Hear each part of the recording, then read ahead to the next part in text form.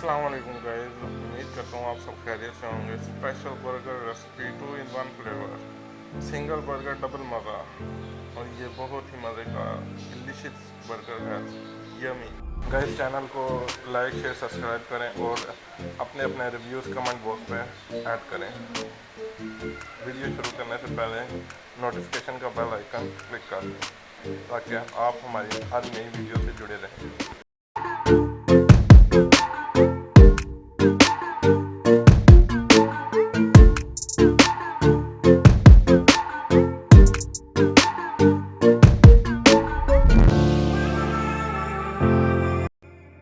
सबसे पहले हम तवे को ऑन करके गर्म करेंगे और दैन उसके ऊपर ऑयल लगा के बर्गर बन अच्छे तरीके से टोस्ट करेंगे। टोस्ट करने के बाद अच्छे तरीके से टोस्ट करेंगे।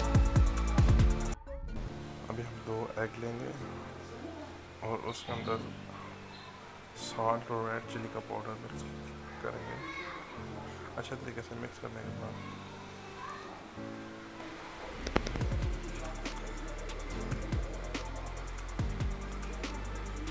दोबारा हम तवे के ऊपर ऑयल लगा के जो से कटलेट्स हैं,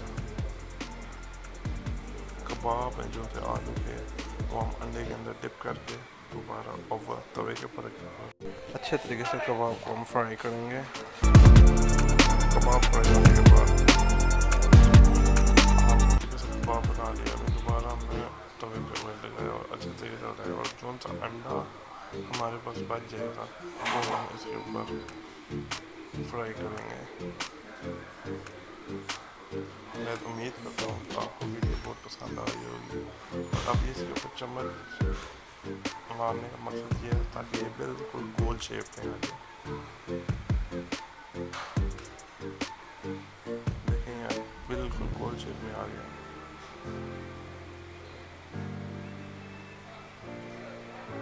अभी हम इसे साइडों पे ऑयल लगाएंगे ताकि ये नीचे चिपके ना। अभी हम इसे 3 हिस्सों में कट कर लेंगे।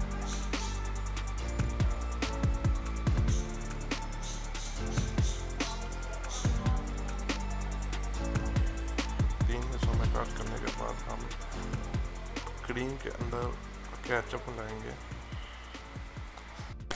ये क्रीम में आया हुआ है, हम इसे अच्छे तरीके से मिक्स करेंगे और मिक्स करके बर्गर बन के ऊपर लगाएंगे। 2 टेबल स्पून केचप के साथ हम बार्बी के सॉस ऐड करेंगे इसके अंदर। सॉस ऐड करने के बाद हम इसे अच्छे तरीके से ब्लेंड करेंगे, मतलब मिक्स करेंगे।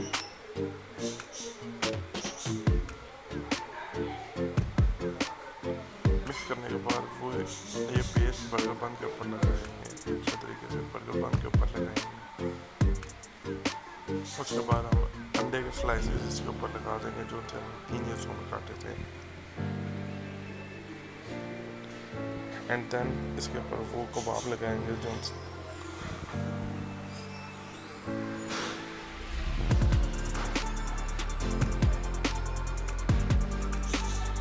कबाब के ऊपर प्याज एंड टमाटर के साथ कवर करेंगे।